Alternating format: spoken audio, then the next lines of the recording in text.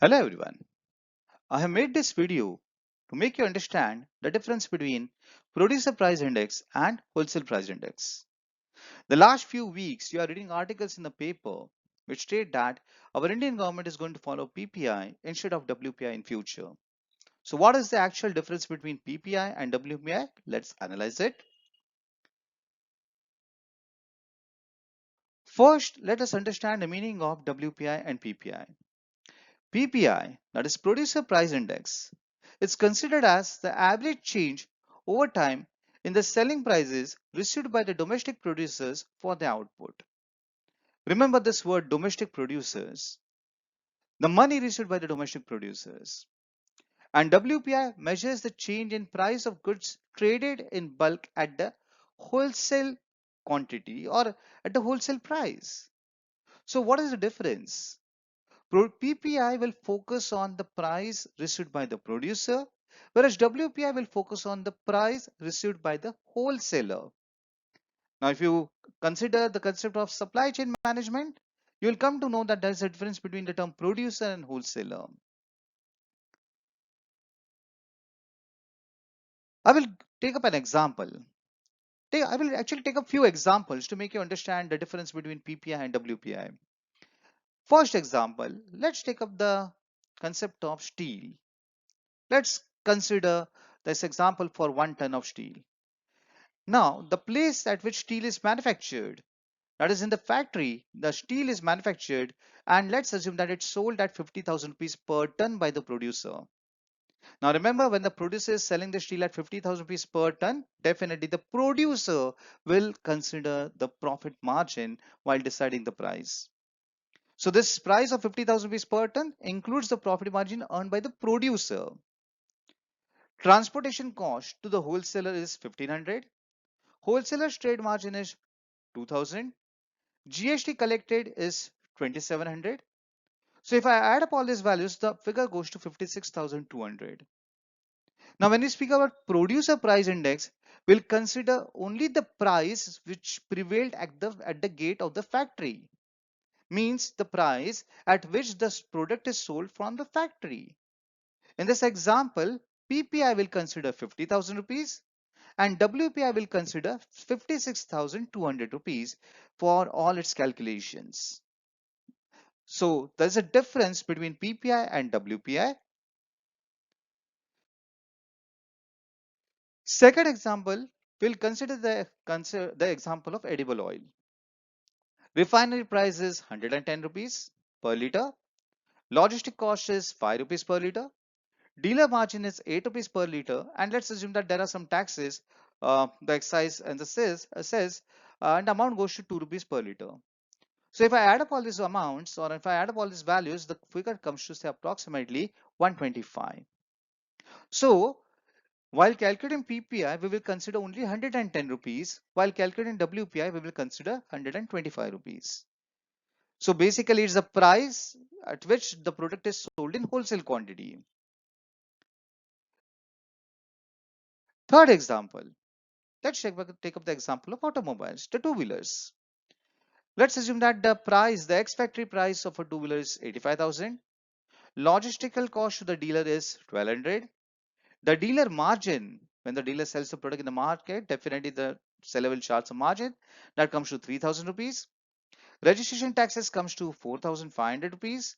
So if I add up all these values, the total goes to 93,700. PPI will consider the price at the factory gate, that is the price at which the product is sold by the producer from the factory, that is 85,000. And WPI will consider the price at which the product is sold in wholesale quantity, that is 93,700. Then the fourth example of pharmaceutical sector. Let's take up the example of a generic product, a generic drug. The price at which the drug is sold from the factory is 50 rupees per strip. The distributor margin is 8 rupees per strip. Logistical cost is 2 rupees per strip. So when we speak about the wholesale price, it goes to 60 rupees. PPI will consider the price at which the product is sold from the factory, that is 50 rupees, and WPI will consider 60 rupees. So I'm sure that from these all these examples which I gave you, at least I can say that you guys now you know the meaning of say PPI and WPI.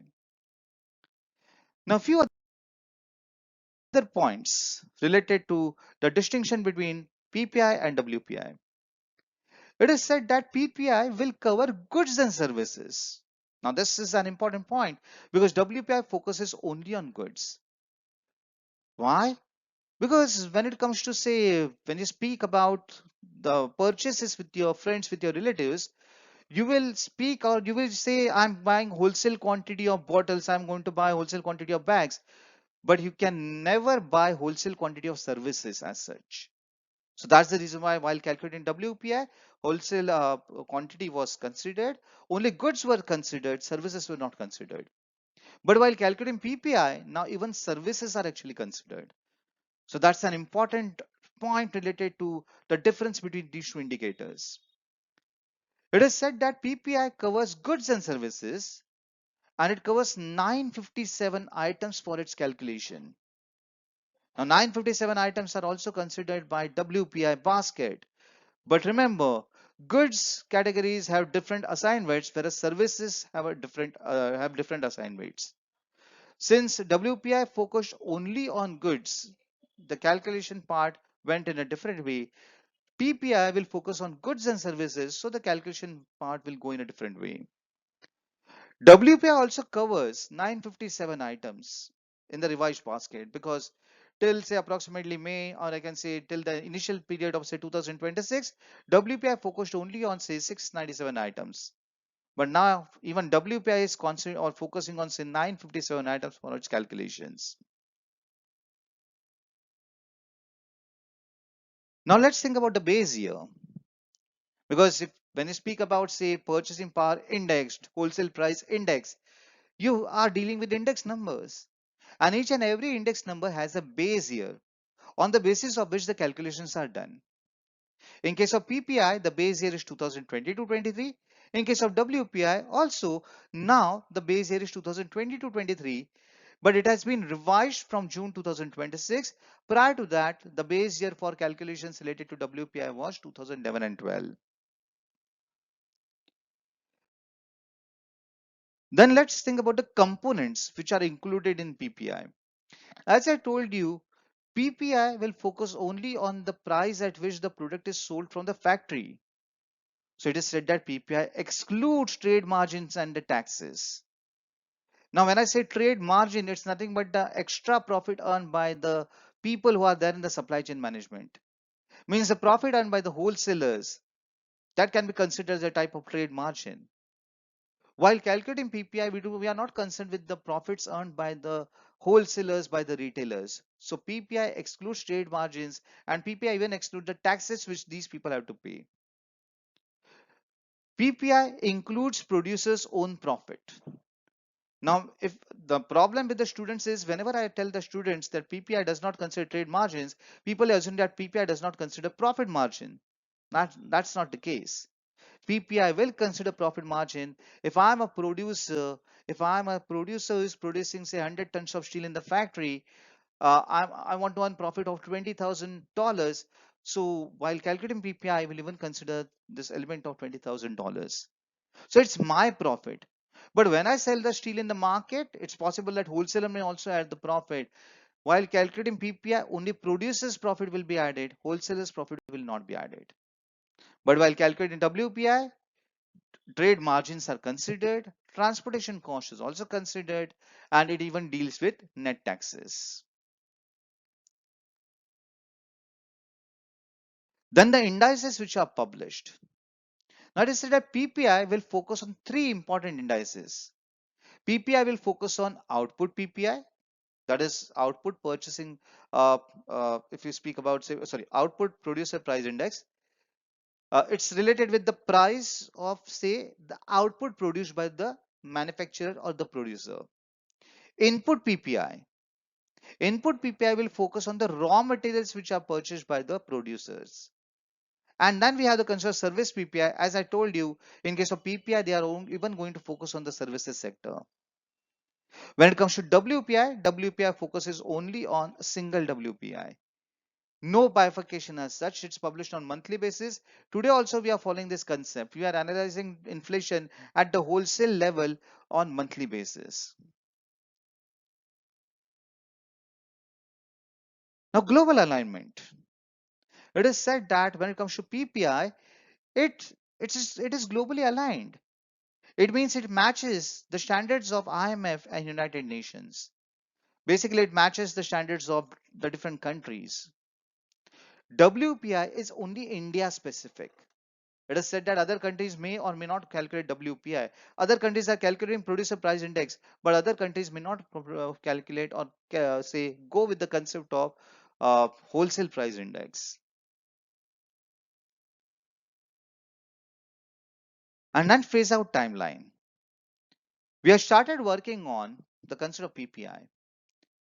A time span of 5 years is actually given for the concept of PPI to be implemented properly.